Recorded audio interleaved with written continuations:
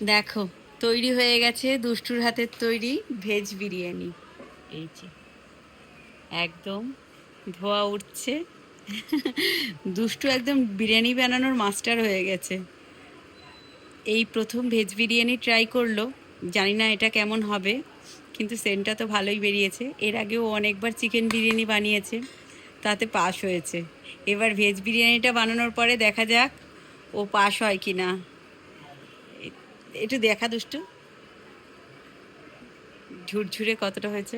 হ্যাঁ, কালারটাও ভীষণ সুন্দর এসছে। তোমাদের দাদা তো খেতে বসে পড়েছে।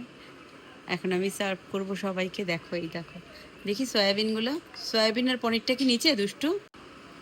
সয়াবিনটা দেখা একটু। এই বিরিয়ানির মধ্যে যেহেতু ভেজ, আলু, সয়াবিন আর পনির এটা দিয়ে বানানো হয়েছে। সত্যি গন্ধটা দারুণ বেরিয়েছে।